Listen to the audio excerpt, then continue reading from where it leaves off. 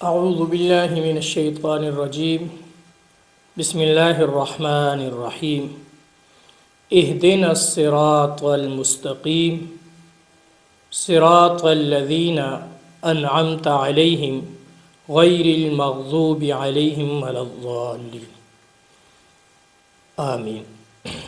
اہدنا الصراط المستقیم، ہمیں چلائیے سیدھے راستے پر۔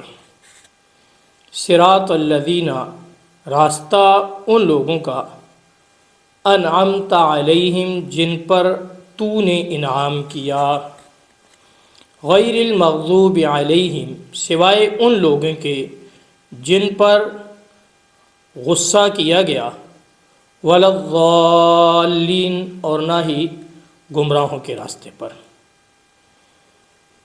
سورۃ الفاتحہ کے دو حصے ہیں، الحمدللہ سے لے کر مالک یوم الدین، یہاں تک گویا کہ اللہ تبارک و تعالیٰ کی بات ہے۔ ایاک نعبد و ایاک نستعین میں بندے کا اللہ کے ساتھ ایک اقرار ہے، اور اہدنا الصراط المستقیم سے لے کر ولا الضالین تک ایک دعا مانگی گئی ہے۔ یا دوسرے لفظوں میں یہ کہیں کہ اس صورت کا ایک نام تعلیم المسئلہ بھی ہے، مانگنے کا طریقہ۔ کہ مانگنے کا طریقہ کیا ہے؟ تو دنیا کے اندر بھی ایسے ہی ہوتا ہے کہ کسی کو درخواست لکھی جاتی ہے، کسی کے سامنے عرضی پیش کی جاتی ہے، تو پہلے اس کے القاب کا ذکر کیا جاتا ہے۔ اللہ تبارک و تعالیٰ کے سامنے درخواست پیش کرنے سے پہلے اللہ رب العزت کے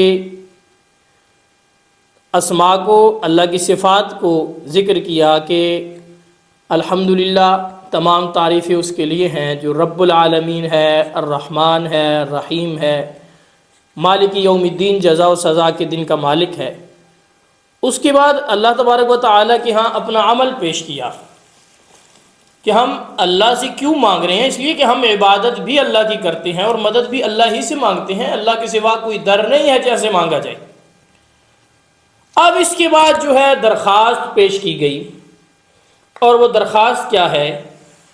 یعنی کہ رب العالمین کے ہاں درخواست پیش کی گئی۔ درخواست یہ ہے کہ اہدنا الصراط المستقیم، اے اللہ ہمیں سیدھے راستے پر چلا، سیدھے راستے پر چلا۔ اب سیدھے راستے پر اے اللہ ہمیں چلا، سیدھا راستہ کون سا ہے؟ ساتھ ہی اس کی تشریح آ گئی، صراط الذین انعمت علیہم، ان لوگوں کا راستہ جن پر تو نے انعام کیا۔ اب انعام کن پر ہوا؟ القرآن یفسر بعضہ بعضا، قرآن کے بعض حصے بعض کی تفسیر کرتے ہیں۔ تو دوسری جگہ فرمایا اولئک الذین انعم اللہ علیہم من النبیین والصدیقین والشہداء والصالحین، چار گروہ ہیں جن پر اللہ تبارک و تعالیٰ کا انعام ہوا، انبیاء، صدیقین، شہداء اور صالحین۔ ان کی اتباع پہ چلا، ان کی نقش قدم پر چلا، ان کا نقش قدم جو ہے وہ صراط مستقیم ہے۔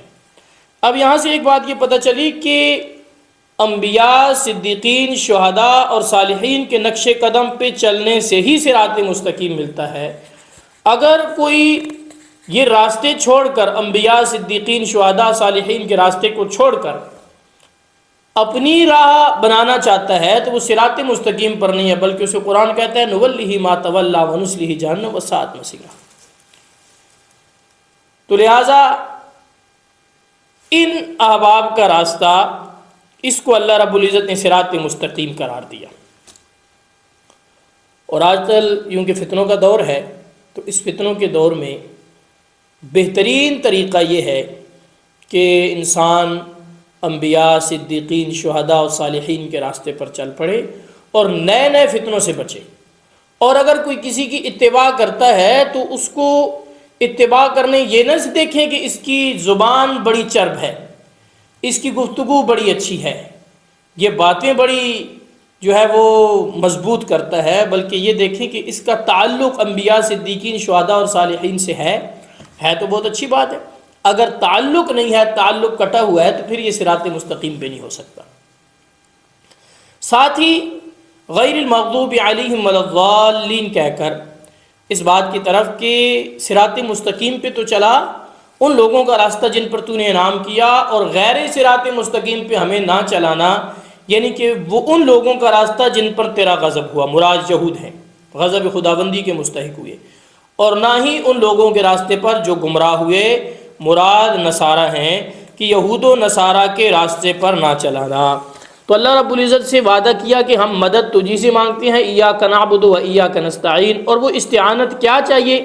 وہ استعانت یہ چاہیے کہ اللہ ہمیں صراط مستقیم پہ چلا، وہ سیدھا راستہ جو ہمیں جنت میں لے جائے، جن پر تیرا غضب ہوا اور جو گمراہ ہوئے ان کے راستے پر، یعنی یہود و نصارہ کے راستے پہ ہمیں نہ چلانا۔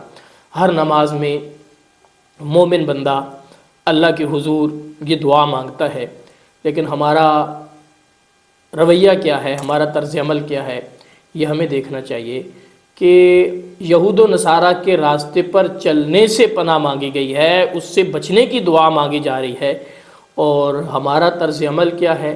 ہم تو یہود و نصارہ کے طرز عمل پہ خدا نخواستہ چلنے میں کہیں فخر تو محسوس نہیں کرتے، کامیابی تو نہیں سمجھتی اس کو، یہ تو نہیں کہتے کہ وہ ترقی کریں۔ اگر خدا نخواستہ ایسا کر رہے ہیں تو ہم صراط مستقیم سے دور ہٹتے چلے جا رہے ہیں۔